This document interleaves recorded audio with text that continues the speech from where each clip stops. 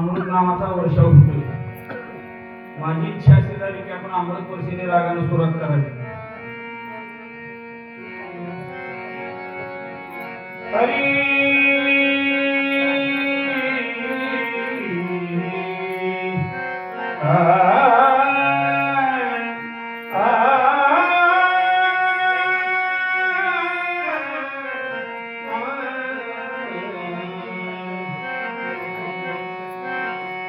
श्रीरामचंद्राय नमः.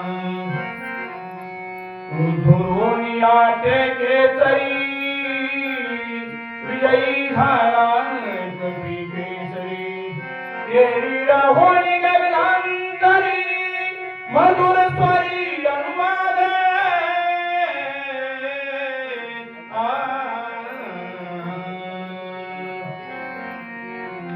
मनोवाणी वाणी माझी कृपावंता वाघ पुष्पे संता समर्थेशी भगवान प्रभू रामचंद्रांचे चरण नमस्कार. ग्रामदैवत बजरंगबली हनुमानजींच्या चरणी नमस्कार. तुम्हा सर्व श्रोते मायबापांची चरणी नमस्कार. 3 अध्याय संपले, 4थ्याची सुरुवात आहे. मी पत्रिकेवरला मजकूर वाचलो त्याप्रमाणे मला वाटतं ही 36वी शक्ती आहे असा उल्लेख केलाय. 36 वर्ष कार्यक्रम सारखा गावात करणं म्हणजे सामान्य गोष्ट नाही. देवाच्या सानिध्यात देवाला रोज बोलणारे नामदेव महाराज सुद्धा देवाला एक विनंती करतात, नामा म्हणे केशव राजा केला नेम चालवणं सामान्य गोष्ट नाही, कुठं तर अवघड असली पाहिजे म्हणून त्यांनी देवाला साकडं घातलं. तसं तुम्ही 3 तप अर्थात 36 वर्ष लगातार या शक्तीचं म्हणा रामायणाचं प्रयोजन केलेलं आहे.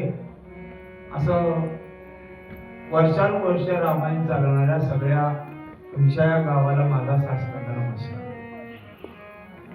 विषय इथपर्यंत आलेला आहे. पाठीमागल्या अध्यायामध्ये एका माऊलीचा उद्धार झाला, हनुमंताच्या पायाच्या स्पर्शाने झाला. उद्धाराला गेलेली माऊली आकाश मार्गाने निघाली होती, पण काही हनुमंताला बोलली, आपण ऐकलं काय काय सांगितले. पुन्हा जावं म्हणून निघाले, पण पुन्हा लक्षात आलं आपला अर्धवट काहीतरी सांगायचं राहिले, म्हणून महादारी फिरले आणि हनुमानजीला काही बोलणार आहे, काय काय बोलणार आहे व थोडक्यात काय नाव हवे उतराई आता काही सावधान परिसाम.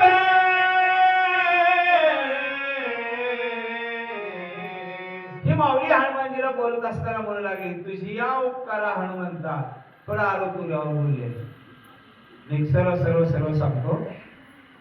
नवक्या बाईनं नवक्या गड्याची गाठ पडली तर शक्यतो बोलूच नाही, आणि बोलायचा प्रसंग आला तर आवाजावर बोलावकार करून बोलतो. एखाद्या नव्या बाईला नव्या गड्याची गाठ पडली आणि बोलायचा प्रसंग आला, समजा वाट विचारायची आहे, हे गाव वाट कुठल्या गावाला जाते विचारायचं आहे, आलं तर बोलाव का आवाजावर बोलाव, आवाजावर बोलाव. पण ह्या बाईनं आलं तर सुरू केली. तुझे या उपकारा हनुमंता, याचं कारण सांगतो. ज्याच्या सगट आपली सगळ्यात जवळीक आहे त्याला कुणीही आरोग्यच बोलते. मला कळण्यासाठी सांगतो. लेकराला सगळ्यात जवळचं कोण आहे? आई आहे. आई लेकराला आवाजावर बोलते का आरोग्य? लेकरा आईला आवाजावर बोलते की आरोग्य? कारण त्याच्या जीवाच्या सगळ्यात जवळचं कोण आहे? मग माझ्या जीवाचा उद्धार करणारा गुरु मला सगळ्यात जवळचा आहे, म्हणून आले तुला सुरू केली. तुझी या उपकारा हनुमंता, काय मी उत्तर आहे आता. पण मी एक नवलावाचं घडलेलं तुला सांगते, जरा ध्यान लावून ऐक, असं ती माऊली हनुमंताला बोलू लागली.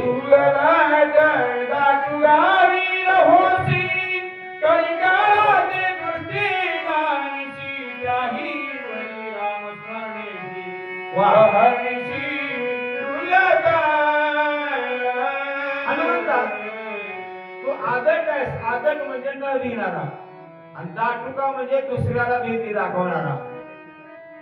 कळी काळाला घेणारा नाहीस. आणि एवढं बळ अंगात असताना सुद्धा राम नामाचं चिंतन तुझ्या मुखामध्ये चालू आहे. बघा गंमत सांगतो तुम्हाला, 4 पैसे जवळ झाले तर माणसं देव नाही म्हणाले. तुम्ही माना न माना, जेवढं देवानं चांगलं केले तेवढेच लोक म्हणाले देव जगामध्ये नाही. आणि ज्यांच्याकडे देवानं बघितलं नाही तेच देव देव करायले. तुम्ही माना न माना, पण तुझ्या अंगात एवढं बळ आहे, येम सुद्धा तुझ्या पुढे उभा राहणार नाही. एवढं बळ असताना सुद्धा तुझ्या मुखामध्ये देवाचं अखंड नामचिंतन चालू आहे, म्हणून तुला कुठलीही बाधा होणार नाही. पण मला एका अनुभवाला आले तेवढं सांगते, ध्यान लावून नाही. राम नाम स्मरण पुढे विघ्न काहीसे बापुडे अक्षर जगले वाडे कोडी हे तुझ्या पुढे सांगेना. राम नाम चिंतनाच्या पुढे विघ्नाची बाधा होत नाही. मंडळी, थोडं रामायण समजून घ्या बरं का. रामायण वाटतंय तेवढं सोपं नाही बरं का, समजून घ्या. या ओळीचाच एक सरळ अर्थ सांगतो. राम नाम चिंतनाच्या पुढे विघ्नाची बाधा होत नाही. म्हणजे राम नाम घेणाऱ्याला विघ्न येत नाहीत असं आहे का? थोडं बारीक समजून घ्या बरं का. उलट सांगतो तुम्हाला मी, जेवढं देव देव करताल तेवढं विघ्न जास्त आहे. मी सरळ सरळ आमच्याकडे सांगत असतो. चांगलं वागणाऱ्याला अडचणीला येत, कवंगळ वागणाऱ्याला येतात. कुणाला? उद्यापासून चांगलं वागू. अडचणी कुणाला येतात? चांगलं वागणाऱ्यालाच येतात. मग देव देव करणाऱ्यालाच विघ्न जास्त आहेत कधी. पण पुढचं सांगतो, देव देव करणाऱ्याला विघ्न जास्त येतील. कुणीही एखादी चांगला गुण बाळगा, त्याच्या मागे देव विघ्न लावतो. मी माझ्या घरी येणाऱ्या प्रत्येक जीवाला त्याच्या मनाचं जेवण करून जेवायला वाढायचं सत्व मांडलं होतं, म्हणूनच लेकरू कापायची वेळ आली. उगा आली बरोबर आहे की, ह्याच्यासाठी झाली की. आणि कोणीच तू जा म्हणजे असं जमलं नसतं का? पण चांगलं वागणाऱ्याला विघ्न जास्त आहे. पण कितीही विघ्न आले तर विघ्न आल्यावरही देवाचं नाव ज्यानं सोडलं नाही, मग त्यांच्यासाठी तुकाराम महाराज लिहून जातात, नामाच्या चिंतने आणि 12 वाटा पळती. म्हणून राम नाम चिंतनाच्या पुढे विघ्न येणार नाही, मला माहिती आहे. पण मला नवनावाचं बघायला मिळालं ते सांगते, ध्यान लावून नाही. तू भावाती श्रीराम भक्त नेनसी कपटाची मातन निष्कपट तू कपिनाथ राम तू भावाती भक्त आहेस, तुला कपट म्हणायची वस्तू माहित नाही. आणि ज्याच्या मनामध्ये कपट नाही त्याला जग सगळं चांगलं आहे. मी विनोद आणि हमेशा एक वाक्य वापरत असं बरं का आमच्याकडं, तुम्ही जगभर चांगले माणसं शोधत निघालो तरी तुम्हाला जगात चांगला माणूस भेटणार नाही जर तुमच्यामध्ये चांगुलपणा नसेल तर. आणि तुमच्यात चांगलं भरलं असेल तर जग सगळं चांगलं आहे. जग चांगलं बी आहे, जग वगळं बी आहे. मी दृष्ट्या सांगतो 2 तुम्हाला सहज करायच्या भाषेत. दुर्योधनाच्या दृष्टीने बघाल तर जग सगळं वगळं आहे, आणि धर्मराजाच्या दृष्टीने बघाल तर जग सगळं. मग तुला धर्माची दृष्टी आहे म्हणून तुला कपटा माणूस काढला गेलाय, पुढचा महाराज खरा नाही. विनवितासे मी तुझ्या प्रती सावध ऐके केवळ कपटाची कपट मूर्ती विनंती करते म्हणता. या महाराजाला महाराज समजून त्याच्यावर विश्वास ठेवला असता तुला त्रास दिल्याशिवाय राहणार नाही. हे केवळ कपटाची कपट मूर्ती आहे, तुला छळण्यासाठी येऊन बसलेला, याच्यापासून सावध राहा. भक्त स्वामी कार्याला उद्यत आखिरी संकटी तू दूर पडता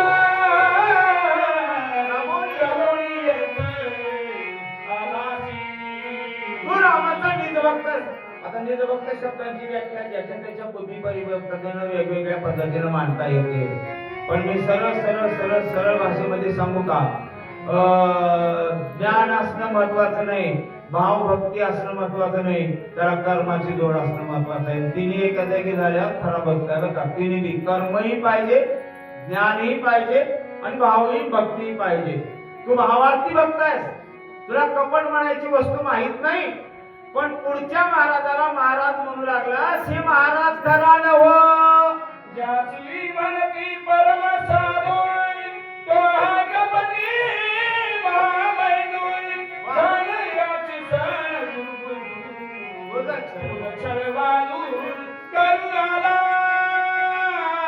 ज्याला साधू म्हणून तू माया पडतोस, हे साधू नाहीये, हे केवळ कपटाची कपट मूर्ती आहे आणि तुझ्या राम कार्याला बाधा करण्यासाठी इथे येऊन बसलेला आहे. रावणाचा परिणय प्रतिज्ञा करून न्यायेतय ठाकूराला दोन पर्वत छळण्यात तुझं लागे.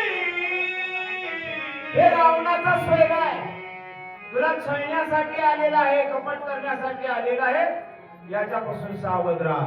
ती माऊली त्याची ओळख करून देत असताना सांगायला, ह्याचं नाव आहे, काय नाव आहे? हा काळी राक्षस ब्राह्मण रूपे तापसे धरोण्याला तापस वेश अति दुर्धर्ष महापापी. त्याचं नाव काळी आहे.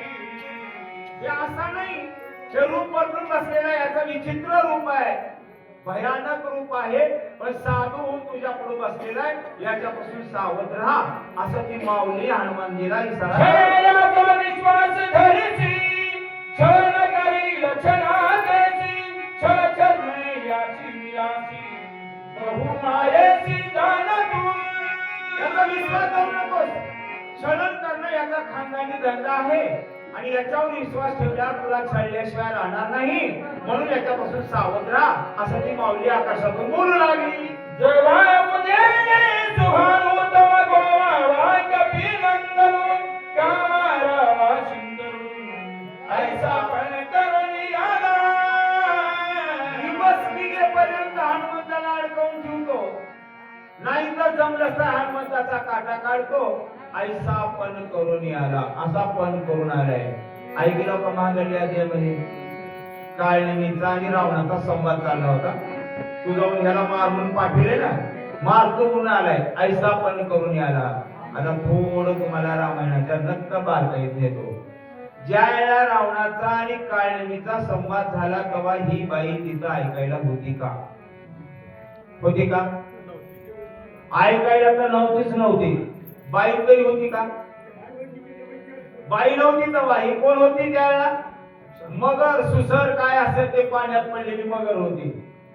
मग या बाईला त्या दोघांनी गुपित बोललेलं कळावं एवढं ज्ञान कशामुळे मिळाले? सोपं सांगू का? एवढं शहाणपण बाईला कशामुळे आले? कशामुळे आले? हनुमंताच्या पायाच्या स्पर्शामुळे. मान्य आहे तुम्हाला? हनुमंताच्या पायाच्या स्पर्शामुळे एवढं ज्ञान बाईला मिळाले. आता ऐका, ज्याच्या पायाच्या स्पर्शाने एवढं ज्ञान मिळाले ते हनुमानजी किती विद्वान असतील? ते हनुमानजी किती विद्वान असतील? बुद्धिमतान वरिष्ठम खेळिया माझी हनुम्या शहाणा. आणि एवढ्या शहाण्या हनुमानजीला ही बाई म्हणाली, महाराज तुम्हाला काही कळत? ही बायाची जात तुम्ही बाहेर किती बी मोठे बना, पण घरी गेल्यावर प्रत्येकाच्या घरी हेच म्हणते, आमच्या मालकाला काही कळत? बरोबर आहे की? ही बी बाई म्हणाली तुम्हाला काही कळत नाही. हे महाराज खरा नव, ह्याच्यावर विश्वास ठेवल्यावर विघ्न करतो. सत्यमानी माझे वचन वरी माता विद्याय ना मार्ग करी लग्न सत्य जाण. मी म्हणाले होते खरं म्हणा, सत्यवाणी माझे वचन. मी म्हणाले होते खरं म्हणा. दोनदा सत्य शब्द वापरला तर काय होईल? सत्यमानी माझे वचन आणि शेवटला मला सत्य जाण कपेंद्रा. खरं सांगायला हो, माझ्यावर विश्वास ठेवा आणि या महाराजाचा काटा काढून जा. आता थोडं गंमत सांगतो. आता हे बाई वेगळे हनुमानजी वेगळे सोडून द्या, पण मी इकडे आणतोय का?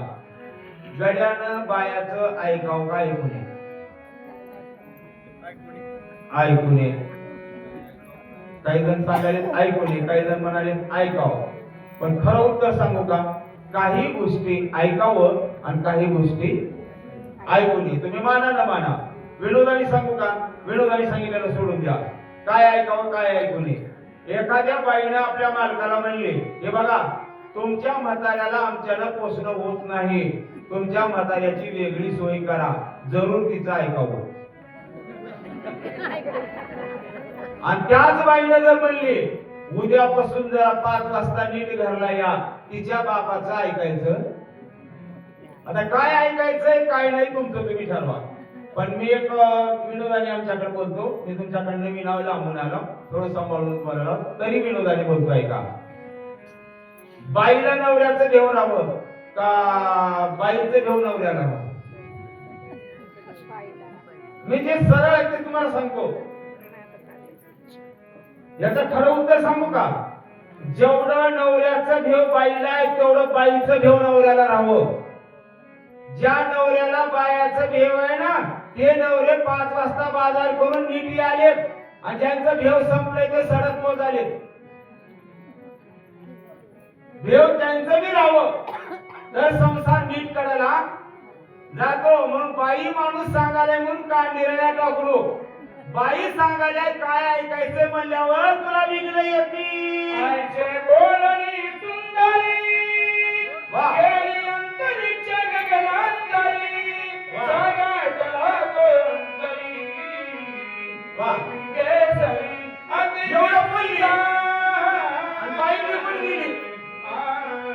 मंडळी मी विनोदाने सांगतो, बाई मध्ये सापडून पडत नाही. बाई बाजूलाच राहते. बाई बाजूलाच राहते. विनोदातून सांगतोय का? आमच्या गावात दोघा भावाचं जमना गेलं. जमना गेल्यावर दोघांना बाजूला ठेवलो आणि बाजूला ठेवल्यावर 1 महिनाभराला सहज मी गावामध्ये फिरत चाललो होतो. कार्यक्रम नव्हता. कसं चाललं ह्याचं बघा म्हणून त्यांच्या घरात नजर टाकलो. नजर टाकल्यावर लक्षात आलं दोघी जावा एका ताटात जेवायला येतात. मी मध्ये गेलो. मी म्हणलो वहिनी एवढ्या प्रेमानं पहिलंच राहिलं असतं तर चुली 2 करायची पाळी कशाला आली असती? त्या बायांनी मला उत्तर दिलं, महाराज तुम्हाला पोती सांगायचं कळतंय, घरातलं कळला. मी म्हणलो घरातलं कळलं म्हणूनच पोती सांगत निघालो. मग सांगा तरी घरातलं काय आहे? त्या दोघी मला म्हणायचा, महाराज आमचं कधी भांडण झालंच नव्हतं. काय वाकडं होतं की त्या दोघा भावाचंच म्हणलं. भावाचं वाकडं होतं का ह्या दोघीनं आणलं? सांगा तुमच्या अनुभवाचं पुन्हा आणलं. मग एवढं वाकडं आणून त्यांना बाजूला ठेवून मी म्हणाले का आमचं काही त्याच्यात? तसं एवढं लावून दिली 2 महाराजाचं आणि बाई निघून. आता बाई निघून गेल्यावर हनुमानजी विचार करायले बाईनं सांगितलेलं खरं का दिसालंय ते खरं? गेली असता स्वर्गांगणात आश्चर्य वर्तले कधी नंदनात. वा वा. विचारला निजमनात दुष्ट हनुमान लागोनी. हनुमानजी विचार करायले. आता बाईनं म्हणलेलं जर खरं आहे तर महाराजाचा काटा काढलाच पाहिजे. ती काटा काढूनच जा म्हणजे बघा त्याचं कारण मी खूप रामायण वेगवेगळ्या पद्धतीने मांडता येते. आता तुम्ही ऐकायला त्याच्यातले जवळजवळ माझ्या अंदाजाने 90% शेतकरीच असतात. 90% शेतकरी असतात. 10% असतील कोणी नोकरदार वगैरे, पण 90% शेतकरी आहोत. समजा एका शेतकऱ्याने पायामध्ये चांगला चढाऊ लोड आहे आणि शेताकडे चाललाय. वाटत कालीचा काटा पडलाय. कालीचा कधी का 3 धारी असते. कसाही पडला तर 1 धारवरी असते. कसाही पडला तर 1 धारवरी असते. त्यानं पाय दिला तरी त्याला काटा मोडणार नाही. पायात चप्पल आहे तर वाहन तसं जबरदस्त आहे. मग शहाण्या शेतकऱ्याने पाय देऊन जाऊ का काटा बाजूला काढून जाऊ? शहाण्या शेतकऱ्याने काट्यावर पाय देऊन निघून जावं का काटा बाजूला काढून जावं? बाजूला काढून जावं. कारण सांगू का? माझ्या पायात मोडणार नाही पण पाठीमागून येणाऱ्याला कुणाला तरी यानं त्रास दिल्याशिवाय राहणार. तसं हे महाराज तुझ्या वाट येईना पण कुणाला तर त्रास दिल्याशिवाय. मग त्रास दुसऱ्याला दिल्यापेक्षा ह्याचा काटा काढून जा असं त्या बाईनं सांगितलं. हनुमानजी म्हणले बाईचं खरं का दिसालंय ते खरं तपासण्यासाठी पहिलं काम काय केलं? सेवाय करुणी रघुनाथान राक्षस दुष्ट लोकिता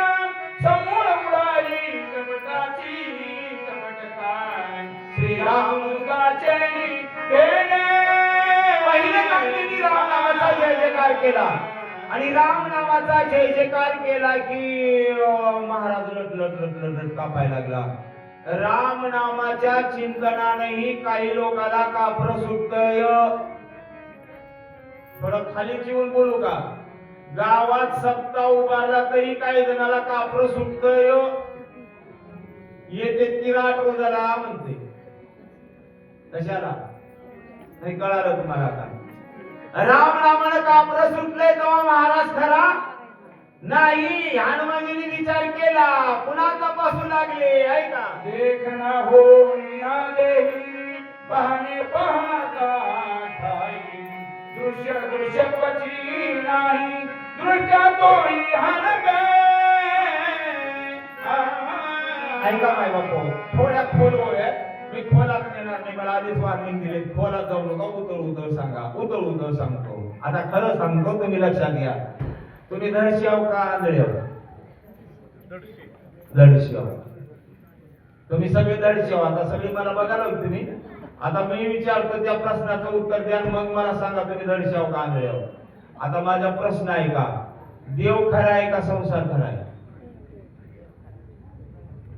देव खरा आहे का संसार खरा आहे? काय खरा? देव खरा आहे. सगळ्याचे एक मत झाले. मग खरा देव तुम्हाला कधी दिसलाय का? खरा देव दिसलाय का? नाही. संसार खरा आहे का खोटा आहे? संसार खरा आहे का खोटा आहे? मी माझ्या पदरचं सांगणार, माऊलीच्या शब्दात सांगतो. लटिका हा व्यवहार, सर्व हा संसार खोटा आहे का नाही? दिसतंय का नाही? म्हणजे तुम्ही धडशे नाही. ज्याला खरा देव दिसतोय त्याला म्हणावं धडस, आणि ज्याला खरा देव दिसतो त्याला म्हणतात देखना होऊनिया देही पाहणे पाहताच ठाई.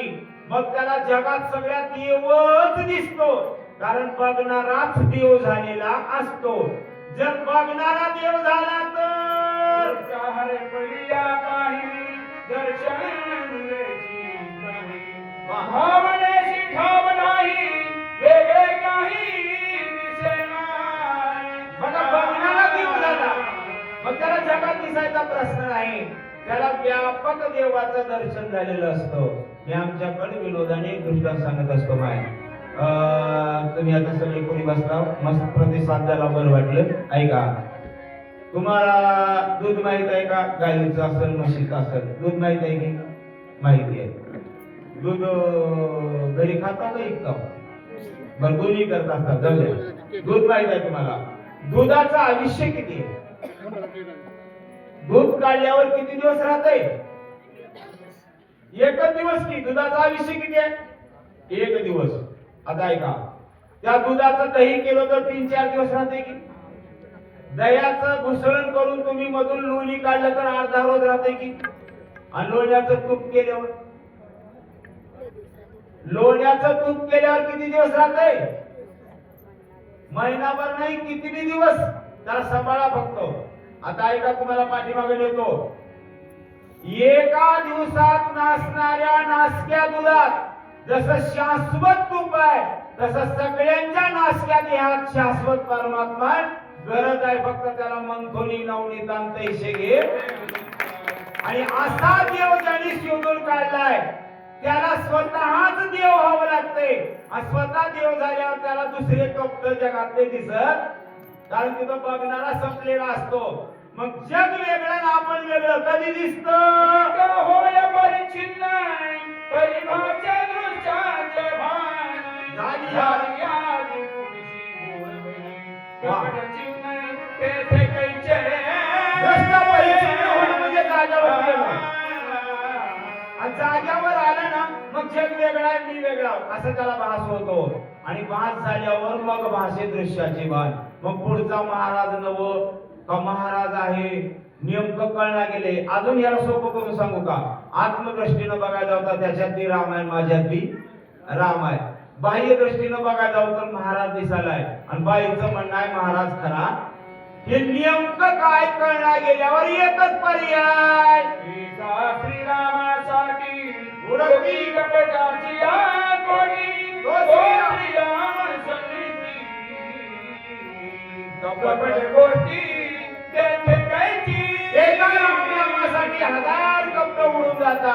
मग तो राम तर हनुमंताच्या अंतर्बाह्य आहे. राम नामाचा उपकार केला की महाराज उघडा पडला. कसला होता? दारुणी पायी तो गोविंदाय, दिसेनाची सखासुरन, महारपती दुराचारी, याची सत्वर मारिना. हनुमानजी निर्धारानं बघू लागले. मग दिसे राक्षस भ्यासुरीत लिहिलंय. नीट रामायण ऐका बरं का. अजून ह्या राक्षसानं रूप बदललं नाही. अजून रूप बदललं नाही. बदलल्यावर सांगतो मी तुम्हाला. बदललं बघा म्हणतो. अजून तेच महाराज आहे. पण दिसे राक्षस भ्यासूर लिहिले. काय दिसलं भ्यासूर? काय दिसलं सांगू का तुम्हाला? आता तुम्हाला कळायच्या भाषेत सांगतो. चांगलं 25 वर्ष संसार केलेले दोघं नवरा बायको आहेत. 25 वर्ष संसार केलेले आणि 25 वर्षाला एका दिवशी बोलता बोलता त्यांचं पेटलं. पेटते का नाही तुमचं? आणि कधी पेटलंच नसतं तर पेटवा. चांगलं असतंय. मी चांगलं असतंय म्हणाला. माझ्या पद्धत सांग ना. माऊलीचा पुरावा देऊ का? मी पद्धतचं काहीच बोलत नाही. मी कुठल्या तरी संतांच्या आधाराने बोलतो. एक माऊलीची ओवी आहे. का ताणियाचे लागतासाठी तेने अधिकची पाना फुटे. आणि पुढचे चरण महत्वाचे आहेत बरं का इथल्यासाठी. रोषे प्रेम दुनावटे पर्यंताची लिया. प्रेमळ माणसामध्ये वाद झाला तर प्रेम वाढतंय. मग नवरा बायकोनं भांडण केलेले बरं असतंय. नसलं तर कधी करून बघा. ऐका. 25 वर्ष संसार कराले आणि एका दिवशी पेटलंय. आणि पेटलंय याला मालकीन मालकाला म्हणा किंवा मालक मालकीनाला म्हणालाय, तुमचं खरं रूप आज मला कळालं म्हणाले. काय म्हणाले बाई? तुमचं खरं रूप आज मला कळालं. इतकी दिवसाचं कोणतं होतं? रूपात बदल झालाय का? रूपात बदल नाही. अंतर्वृत्ती बाहेर पडली. तुमच्या मनात काय भरलंय ते. आणि मनात भरलेलं लय जणाला कळत नाही बरं का. मी विनोदाने वाक्य बोलून जातोय का. तुमचं हृदय कसं चालतंय डॉक्टर सांगू शकतो. पण तुमच्या हृदयात काय चाललंय डॉक्टरच्या बापाला सुद्धा कळत. मग मधलं जे कळालंय ना ते मधलं कळाल्यावर मग कळाला राक्षस कसा आहे ते. मधलं कळालं वरून तोच महाराज आहे. पण मधली वृत्ती कळाली म्हणून म्हणाले दिसे राक्षस भ्यासूर, मी तुला मारल्याशिवाय राहीना. तेने सारून पुरुषांताय, करवाला माझा घात, आधी बळीरामंत, याचा पाणी करिया. रामाला विघ्न करायला आलेलं आहे. मी आता काटा काढल्याशिवाय राहीना. हनुमानजी म्हणू लागले. बाईशे बोलणी कपिंद्राला राक्षसा सवारण, बोल बोलणी निष्ठुर, स्वयंवानर संजोगल्यान. हनुमानजी जवळ आले आणि जवळ आल्यावर महाराजाला कळलं त्या भाषेमध्ये बोलायला लागले. भाषा दोन पद्धतीच्या आहेत बरं का. आपल्या दोन पद्धतीची आहेत. पहिली भाषा ऐकली का हनुमंताची मागल्या अध्यायामध्ये. महाराज तुमचा आश्रम काय पवित्र आहे. तुमच्या घरचं अन्न मागून घ्यावं एवढं तुमचं घर पवित्र आहे. आहो आणि जाओ बोलले तरी. आता आहो जाओ बोलला गेले तर आज या तुझ्यावर आले. अरे बापिरा निशाचरा फळीपाशी दुराचारा, तुझ्या करी संहारा कपटाचारी. अरे बाप्या, दुष्टा, नष्टा, माझ्या राम कार्याला बाधा करायला आलायस ना. तुला मी घरला जाऊ देईना. तुझे रूप धरुणी तापस करवालाची छराच, आता होई सावकाश करी उदासन रूप बदल. रूप बदल विनोदाने सांगता बरं का. रूप बदल म्हणण्याच्या पाठीमागली भूमिका सांगतो. एका दिवशी मी असं गावात उभारलो होतो. एक पोरगा आलं आणि मला म्हणलं महाराज तुमच्याकडे मोबाईल आहे का? मी म्हणलं आहे की. बॅलन्स आहे का? मी म्हणलं आहे का वापरतो. मला एक फोन करायचा आहे. मी मोबाईल घेतलो त्याच्या हातामध्ये दिलो. ते पोरग लांब गेलं. कुणाला फोन केले की काय बोलले की मला माहित नाही. 5 मिनिटाला आणून त्यानं फोन माझ्याकडे दिलं. मी माझा मोबाईल माझ्या खिशात ठेवलो आणि 5 मिनिटाला तिथून 5 मिनिटाला मला एक शिरूरून, आमचं माझा गाव शिरूर खिशात आम्ही बसलाय. शिरूरून एक फोन आला आणि त्यानं फोन केलो. हे मोबाईल कुणाचा आहे? मी म्हणलो चेवडे महाराजाचा आहे. महाराज म्हणालेच तुला लाजबी वाटणार म्हणले. मी म्हणलो काय भानगड झाली मग? तर मला 5 मिनिटाखाली काय बोललास? माझ्या लक्षात आलं आपण लोक त्याच्या हातात फोन दिला होता. त्याने काहीतरी बोलले भानगड ती आहे. मी म्हणलं बाबा माझ्या काही लक्षात नाही, पण मी काही बोललोच नाही. तू ये शिरूरला. मी म्हणलं कुठं बसलायस? एका हॉटेलवर बसला, नाव सांगितलं. मी गाडी चालू करून त्याच्यापाशी गेलो. त्याच्यापाशी गेला, गाडी वापरून खाली उतरले की त्याच्यातलं एक जण म्हणाले 4-5 बसले होते मारायसाठी, पण एक जण म्हणाले एक खरंच महाराज आहेत की म्हणलं. मग म्हणलं महाराज तुम्ही तर असं बोलणार नाही, तुम्ही मोबाईल कुणाला दिलो होतो का? माझ्या लक्षात होतं कुणाला दिला होते. मी म्हणलं माफ करा गड्या, माझ्या काही लक्षात नाही, पण माझी चूक झाली आहे, मला क्षमा करा. माझी चूक झाली आहे, मी कबूल केलो. कोणती चूक? आपला मोबाईल दुसऱ्याच्या हातात येणं महाचूक आहे बर का. माझी चूक झाली, मला माफ करा म्हणलो त्याला. त्यांनीच मला चहा पाजवला.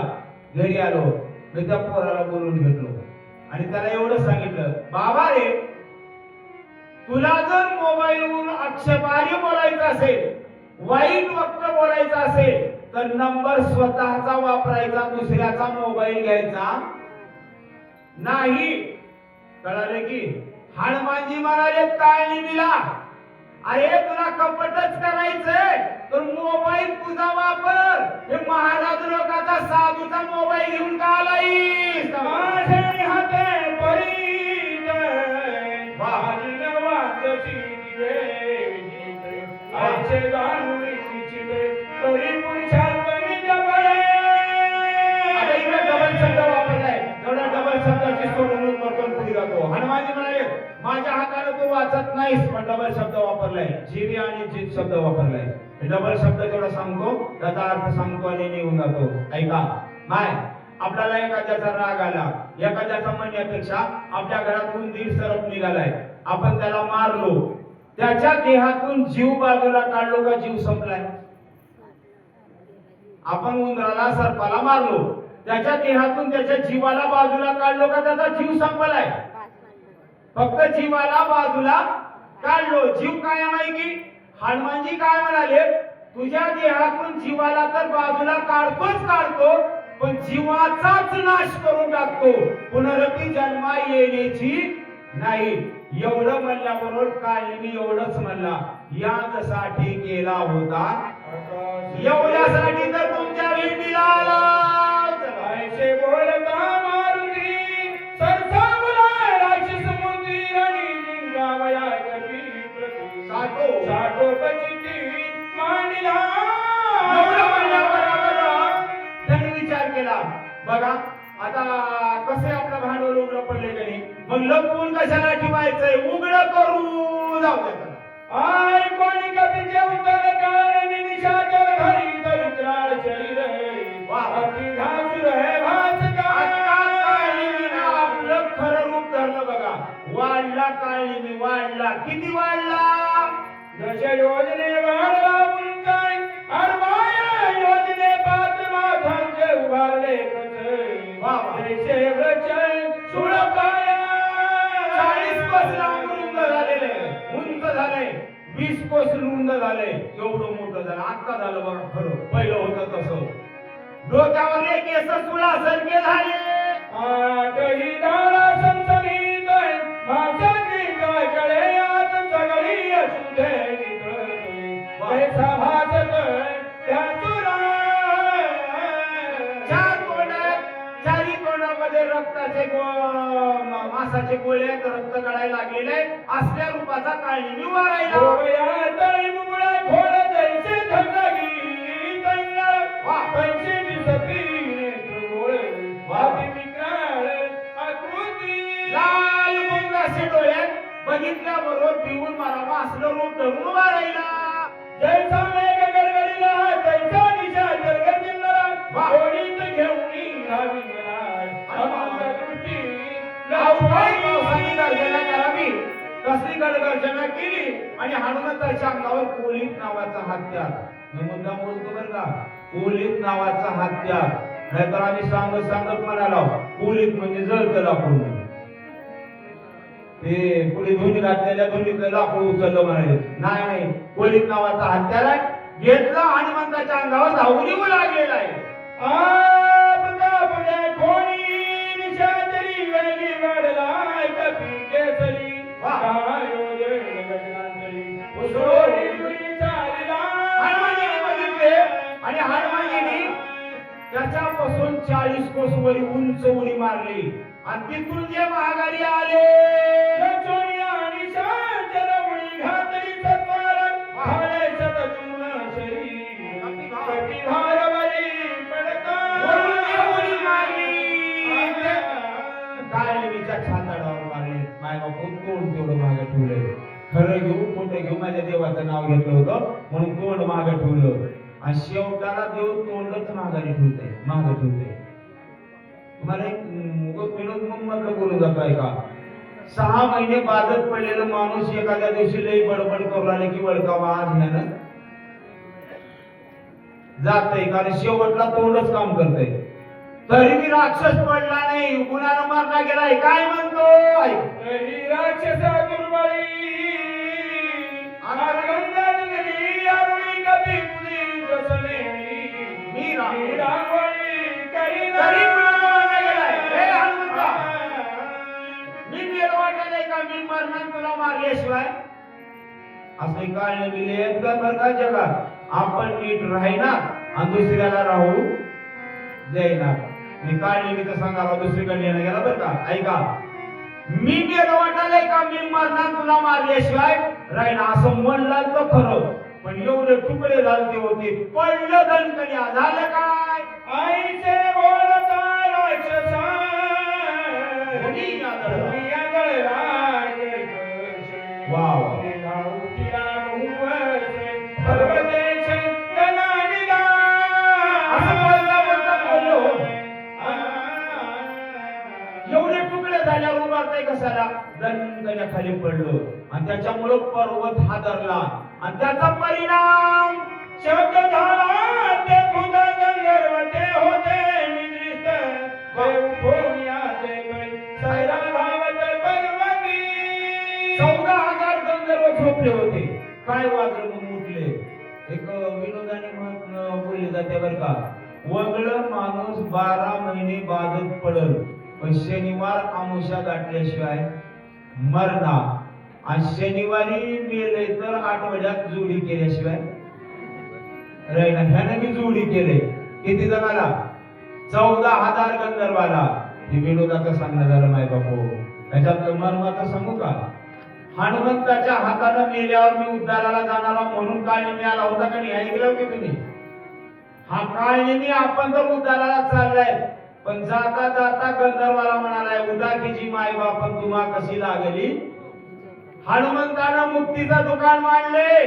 मी तर मुक्त होऊन चालला तुम्हाला मुक्त व्हायचं असं तर उठा म्हणून 14,000ला उठवलं.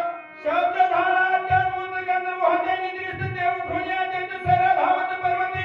दणका उठिला दुर्धार लागे झाले सत्वर घेऊनी छत्राने पर्वताला शोधिती. आवाज झाला गंधर्व उठले हातामध्ये शस्त्र अस्त्र काय घ्यायचं ते घेतले इकडं तिकडं बघू लागले. तव देखील आगती पेशरी भवता वेळीला चलवी वर्षताती शस्त्रास्त्री निशी माझी चोरी एवढ्यामध्ये बघितले काही या बाई मी इकडे या लोक माकड आहे वाणीर आहे सगळे चौकून गोळा झाले आणि हनुमंताला म्हणाले निशी माझी चोरी केली करीशी. शब्द नीट ऐका बरं का निशी म्हणजे रात्रीच्या का चोरी करायला लागलास. शब्द नीट ऐका मी काय म्हणालो हनुमंताला गंधर्व विचाराले रात्रीच्या का चोरी करायला लागलास म्हणजे चोरी कवा करायची असते. चोरी कवा करायची असते दिवसा रात्रीच्या नाही. आणि मी जबाबदारीने बोलू का माझा भारत देश एवढा पवित्र आहे. भारत देशामध्ये रात्रीच्या चोऱ्या होत नाहीत दिवसाच्या चोऱ्या होतात. दिवसाच्या भारत देशामध्ये रात्रीच्या चोऱ्या कुणी केला असेल मुठभर कणसं केला असेल मुठभर मिरच्या नेल्या असतील आमच्या देशाचा वाटोळा केला असेल तर दिवसाच्या चोऱ्यांनी केलंय. पण केला म्हणून ऑफिस मध्ये होते का काही नाही. मी विनोदाने एक वाक्य बोलत असतो आमच्याकडं लाकडातले किडे खुर्ची पोकरतात. लाकडातले किडे खुर्ची पोकरतात पण या खुर्चीतल्या किड्याने अख्खा देश पोकरून काढला. मग तू रात्रीच्या का चोरी करायला लागलास? चोरी करायची होती तर दिवसा करायला पाहिजे होती. रात्रीच्या का चोरी करायला लागलास असं गंधर्व बोलला. ते त्याच्यात एक पुढे आलं. काय म्हणतोय? कौन कैसा कोण आहे मध्यरात्री गाराची पर्वती सैराची आज्ञा कोणाची दुसरी एकदम पुढे आलं. म्हणलं हे बाबा, रात्रीच्या का आमच्या पर्वतावर म्हणायला वाटत तसं हिंदू लागलास. इथं परवानगी सगळ्याला नाही. कुणाची परवानगी काढला? तू पर्वताकार शरीरी कोण घनवरी पाडीलास. रात्रीचे 12-1 वाजता मनाला वाटत तसं पर्वतावर फिरू लागलास. कुणाची परवानगी काढला? तेवढ्यात एकानं बघितलं. अरे एवढं दांडगो करून मारून टाकले. मला ते बघितलं पडलं होतं ना दांडगोच्या दांडगो. हनुमानजी म्हणजे ते बी गिराईक आपलंच आहे. एक म्हणती काय धरा बांधा हात पाय रात्री चलते आहे तस्कर होया सर्वथा. ऐका मी एवढी सांगतो, मग थोडी गंमत सांगतो. ऐका, एक कांदर ओपरी आलं. म्हणलं अरे काय येड्यावली विचाराला. रात्रीच्या घरात घुसले उतरड्या सापडाले. चोर आहे चोर. तस्कर होय सर्वथा. चोर आहे आणि चोराला सजा पहिल्यापासून एकच आहे. धरा बांधा हात पायाचे पाय बांधा हात बांधा आणि सावलीत नेऊन टाका. हे पहिल्यापासून सजा आहे. जरा सजेमध्ये बदल करायला पाहिजे होता. चोरी सिद्ध झाल्यावर फाशीची सजा ठेवायला पाहिजे होती. जरा भ्रष्टाचाराला आळा लागला. कारण माणसाला सगळ्यात प्यारा जीव आहे शेवटाला. शेवटाला प्यारा काय? जीव आहे. पण अजून ती सजा एकच आहे. काय लुटायचे ते लुटा आणि तुम्ही जाऊन एकदा जेल मध्ये बसा. मागले आराम खाते. सदा एवढीच आहे की धरा बांधा हात पाय. हनुमानजीने त्याच्याकडे बघितलं.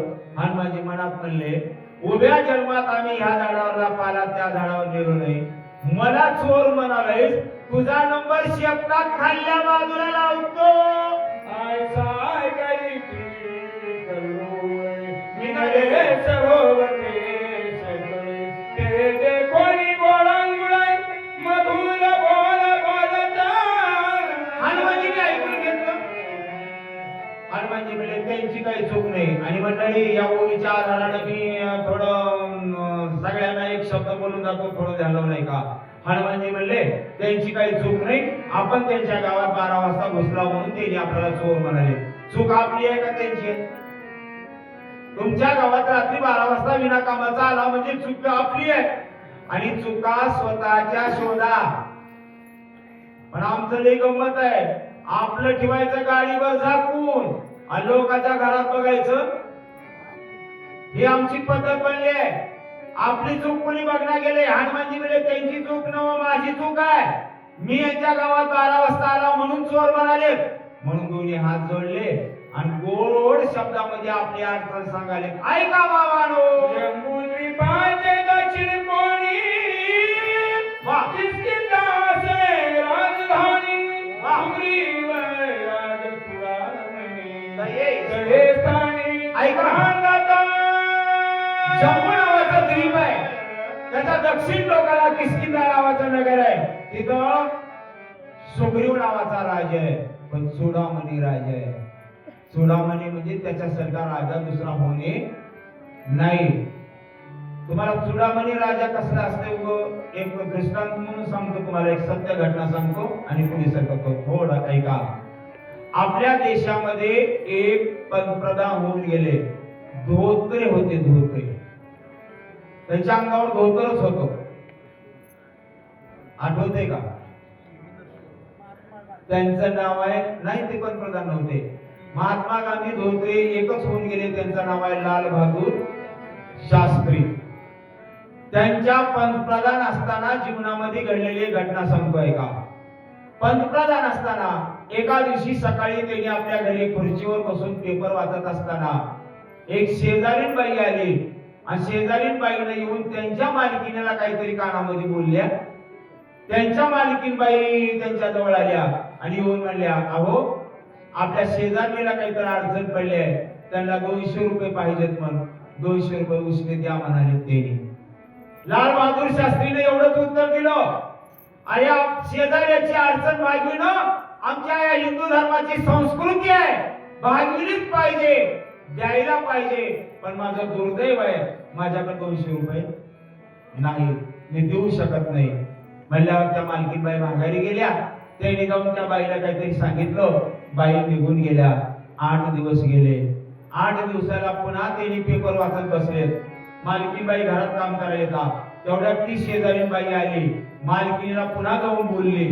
बोलल्यावर ती बाई निघून गेली आणि मालकीनबाई जवळ आल्या आणि येऊन त्यांना म्हणल्या, ठोका हे 200 रुपये. त्यांनी म्हणले कशाचे आहेत? शेजारणीला त्या दिवशी मी उशिरे 200 रुपये दिले, तिने परत आणून दिले म्हणून मी तुम्हाला आणून द्यालो.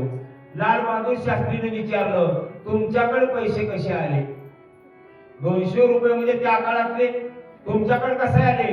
त्या मालकीने उत्तर दिलं की आपल्याला 50 रुपये मानधन मिळते पंतप्रधान पदाचं, त्याच्यातल्या 40 रुपयामध्ये आपला संसार महिन्याचा चालतो. 10 रुपये उरले होते आणि त्या उरलेल्या पैशातले पैसे मी त्याला उशिरे दिले होते. लाल बहादूर शास्त्रीने एक कागद घेतलं आणि त्या कागदावर मॅनेजमेंटला एक पत्र लिहिलं, माझा संसार 40 रुपयामध्ये चालतो, इथून पुढे माझं मानधन 10 रुपये कमी करा. याला म्हणावं चुडामणी राजा. सुग्रीव राजा चुडामणी, आणि असला राजा पुन्हा होणे नाही. त्या सुग्रीवाचं काशी सख्य श्रीरामेशी स्वामी माई श्रीरामाशी मन अर्पिले भक्तीची वानराशी अति प्रेम. त्या सुग्रीवाचं रामासमोर जमलंय आणि रामाला तन मन धनाने समर्पित केले. देवाला सर्व बाजूनी शरण गेलं पाहिजे. माय बापा प्रमाण म्हणून सांगतोय का? म्हणून या शरण जावे सर्व भागे देवासी. कोणताही भाव शिल्लक ठेवला तर देव पावत नाही. तुम्हाला माहित आहे का? द्रौपदीचं वस्त्रहरण चालू होतं. जोपर्यंत तिच्या अंगात ताकद होती तोपर्यंत तिने साडी असं दाबून धरत होती. शेवटी दुःशासनाची ताकद वाढली, आपला नाईला झाला, लक्षात आला. लक्षात आल्यावर द्रौपदीनं हात बाजूला काढल्याने एवढं सांगितलं, तुझं वाटे आता ते करी अनंता, कोठे गुंतलाशी द्वारकेचा राया. वरी हात केल्या बरोबर देवाच्या लक्षात आलं, आता द्रौपदी सर्व बाजूने आपल्याला शरण आली आहे. म्हणून त्या द्रौपदीच्या मागे उभा राहिले. साड्या किती दिल्या? किती दिल्या? एक भी दिली नाही. जबाबदारीने सांगतो, एक भी दिली नाही. मी एकनाथ महाराजांच्या भागवतातली एक ओवी सांगतो ऐका. द्रौपदीस देता वस्त्र घडी, नेसता दिसेल ती उघडी, या लागी लवड सवडी, नेसती लुगडी स्वय झाला. देवच लुगड झाला आणि तिचं रक्षण केलं. पण सर्व बाजूने शरण गेल्यावर मग माझा सुग्रीव राजा रामाला सर्व बाजूने शरण गेलाय. त्या रामाचं राम रावणाचे रण युद्ध झालं ते दारुण, भावने ब्रह्मशक्ती सोडून लक्ष्मण पाहिला. त्या रामाने रावणाचं काही कारणाने युद्ध चालू. त्या युद्धामध्ये रामाचा धाकटा भाऊ लक्ष्मण आहे. लक्ष्मणाला रावणाने एक शक्ती मारलेली आहे. त्या शक्तीच्या आघाताने लक्ष्मण मूर्छित पडलाय. त्या लक्ष्मणाला वाचवाव्या सौमित्राची नेऊ आलो औषधीची, विघ्न न करावे आम्हासी, नमन तुम्हासी मी करतो. त्या लक्ष्मणाला वाचवायचंय म्हणून औषधी न्यायला आला. रामायण दिवसापासून ऐकत होतो मी. बघूच का फिरकी आपण रामायण माहित आहे सगळं तुम्हाला. पटकन रामायण सगळं माहित आहे की रामासाठी लक्ष्मणजी वनवासात गेलेत का? लक्ष्मणासाठी राम वनवासात गेले.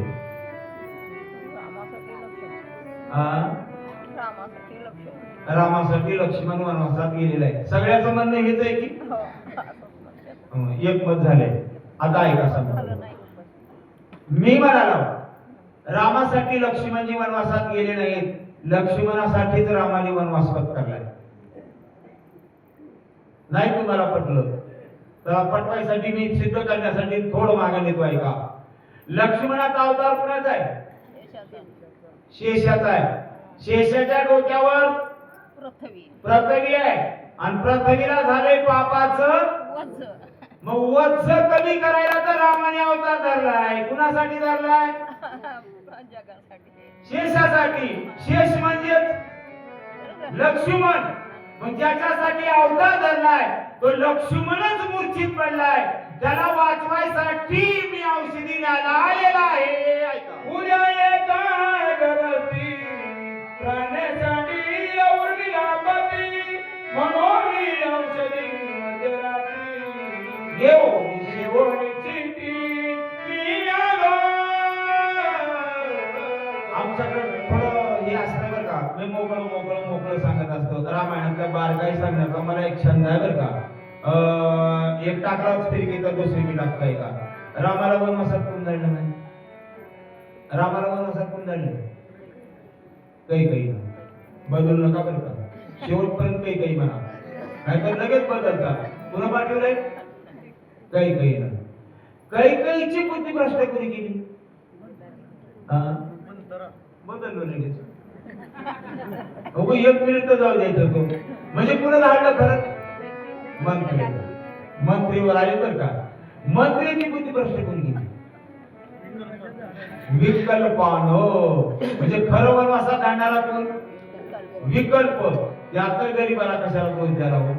विकल्पाला धाडलं कोण? विकल्पाला धाडणारी कोण? 33 कोटी दैवता. मग खरं रामाला वनवासात धाडणारी कोण? देवच की. काही म्हणजे फक्त कळसूत्र्याची बाहुली आहे. नाचणारे देव तिथे आहे त्या बाहुलीला.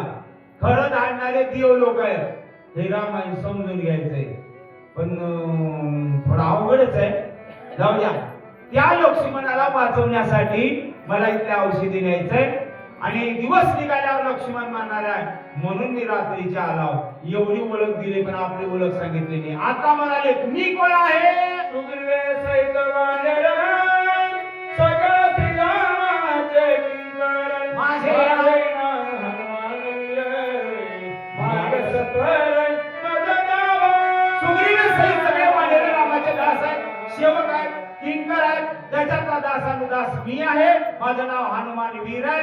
मला मार्ग मोकळा करून द्या. औषधी कुठं आहे ते सांगा.